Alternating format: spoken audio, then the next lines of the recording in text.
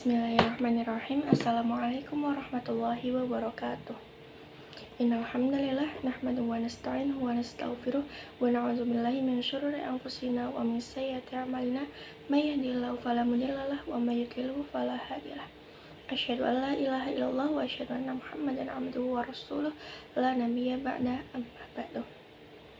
Pertama-tama marilah kita panjatkan puja dan puji syukur kehadirat Allah Subhanahu wa taala yang mana telah memberikan kita nikmat serta hidayahnya sehingga kita dapat merasakan nikmatnya hingga pada saat ini.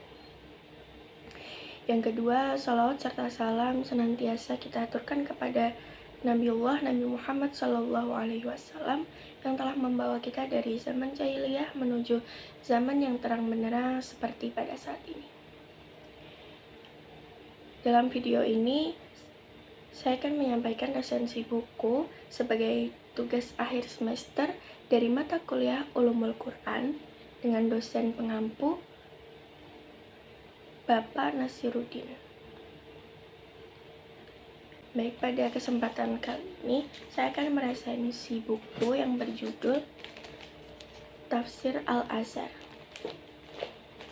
Jadi, Tafsir Al-Azhar merupakan salah satu karya fenomenal dari Buya Hamka. Tafsir ini terdiri dari 10 jilid, yang masing-masing jilidnya terdiri dari 3 juz Al-Quran. Pada kesempatan ini, saya akan menceritakan kesan saya terhadap Tafsir Al-Azhar jilid 1 ini, yang sedikit telah saya rampungkan membacanya. Konon, Tafsir Al-Azhar ini diselesaikan Buya Hamka ketika beliau mendekam di penjara Orde Lama. Nah, ini adalah salah satu hikmah yang terbesar yang diberikan oleh Allah kepada Buya Hamka akibat perilaku zalim penguasa pada saat itu.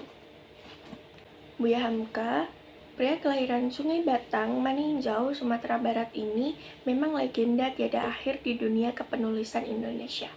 Beliau menulis bukan untuk dirinya sendiri, bukan untuk gaji tinggi juga, dan bukan pula agar terkenal, melainkan untuk merangkai pesan dakwah Islam secara lebih menarik dan sesuai dengan kondisi zamannya. Sehingga melalui tangan beliaulah orang lebih mudah untuk memahami Islam yang disajikan secara menarik dan ringan serta mudah dicerna oleh masyarakat awam sekalipun. Pada permulaan tafsir ini, Buya Hamka menjelaskan bahwa ada beberapa kaidah dalam menafsirkan Al-Quran. Yang pertama, menafsirkan Quran dengan Quran. Artinya, tafsir suatu ayat pada Al-Quran terdapat pula pada ayat yang lain dalam Al-Quran itu sendiri. Lalu, yang kedua, menafsirkan Quran dengan hadis Nabi.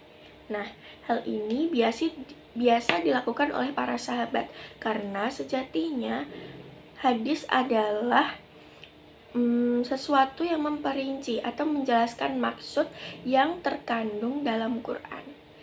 Lalu yang ketiga, menafsirkan Quran dengan pendapat atau ijma sahabat-sahabat Nabi, ulama-ulama salaf, serta ulama-ulama kontemporer yang memiliki kecukupan ilmu dalam hal tersebut. Nah, menafsirkan Al-Quran dengan memperturutkan nafsu dan kepentingan dunia sangatlah dikutuk oleh Allah.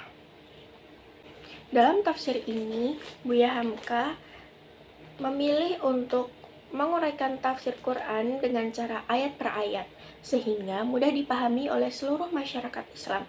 Beliau menghubungkan tafsir-tafsir terdahulu untuk mengambil kesimpulan, bukan artian membuat penafsiran yang baru, melainkan penjelasan yang lebih mudah dicerna.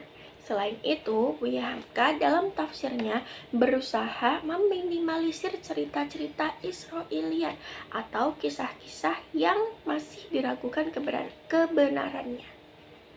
Lalu, menurut saya, tafsir Buya Hamka ini adalah tafsir akademik dan pergerakan.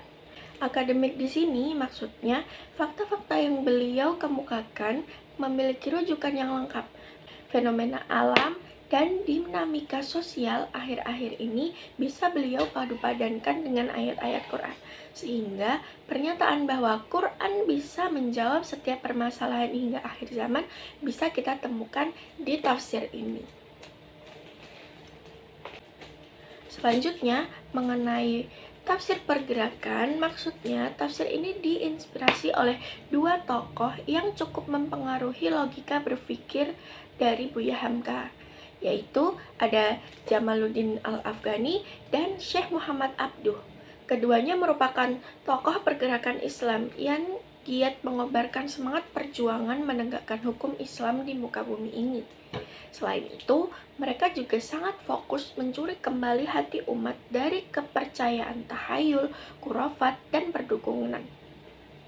Inilah yang menjadi pendorong kuat dari Buya Hamka untuk mengeluarkan tafsir fenomenal ini, yaitu tafsir Al-Azhar. Dalam tafsir Al-Azhar jilid 1 ini terdiri dari surat Al-Fatihah, Al-Baqarah, dan sebagian surat dari Ali Imran. Al-Fatihah merupakan pembukaan yang dengan kasih sayang Allah jugalah alam ini dibuka. Segala sesuatu bergerak atas cinta dan izin Allah. Jika tidaklah karena cinta Allah yang besar kepada kita, sudah lama sepertinya alam ini akan ditenggelamkan saking beratnya memikul dosa manusia. Lalu, surat Al-Baqarah sebagian besar berisi tentang Yahudi dan perangai mereka hingga akhir zaman. Anak cucu Nabi Yakub itu menamai diri mereka sebagai Bani Israel yang telah mengalami sejarah panjang dan penuh pergolakan. Mereka mengaku pewaris tunggal agama nenek moyang umat manusia yang jika ditelusuri nasabnya sampai ke Nabi Ibrahim.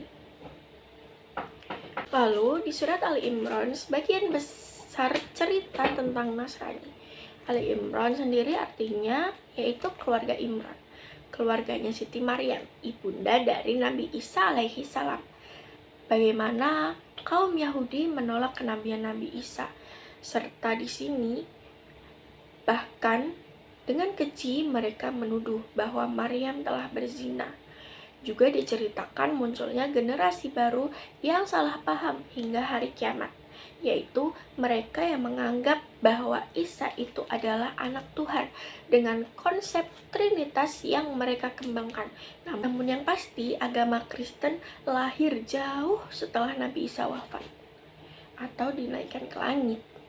Tidak ada satu ayat pun dalam Injil Isa berkata bahwa aku adalah anak Tuhan. Dalam tafsir ini ada beberapa bab. Yang pertama adalah ada bab Al-Quran yang menceritakan tentang asal-usul Quran diturunkan. Lalu ada Ijazul Quran, yaitu tentang keutamaan Al-Quran. Lalu ada isi mukjizat Al-Quran. Lalu Al-Quran, lafaz dan makna, menafsirkan Al-Quran, haluan tafsir, mengapa dinamai tafsir Al-Azhar, di sini juga dijelaskan. Lalu ada hikmat ilahi. Lalu masuk dalam inti dari buku Al-Azhar ini adalah surat Al-Fatihah atau pembukaan. Lalu di dalamnya ada Al-Fatihah sebagai rukun sembahyang. Setelah itu ada di antara jahar dan sir, karena terdapat perbedaan dalam membaca Al-Fatihah dalam sholat. Lalu dari hal amin, Al-Fatihah dengan bahasa Arab, dan yang terakhir adalah kesimpulan. Lalu dalam surat Al-Baqarah ada takwa dan iman, kufur, nifak yang pertama dan nifak yang kedua. Lalu ada bab malaikat dan khalifah, tentang khalifah, dakwah kepada Bani Israel, lalu menyembelih lembu betina, sopan santun dengan Rasulullah Shallallahu Alaihi Wasallam, lalu ada perjuangan Nabi Ibrahim, serta menjadi imam sesudah lulus ujian. Lalu dalam Tafsir Al-Azhar ini menjadi energi bagi kita, generasi muda Islam, untuk bersungguh-sungguh mendalami perihal agama kita. Dunia bukanlah tempat kita tinggal, melainkan tempat kita meninggal. Maka layaklah kita bekerja keras menyiapkan bekal. Pemikiran kita akan terbuka lebar dan jalan itu semakin terang jika kita selalu mendekatkan diri kepada kompas kehidupan, yaitu Al-Quran.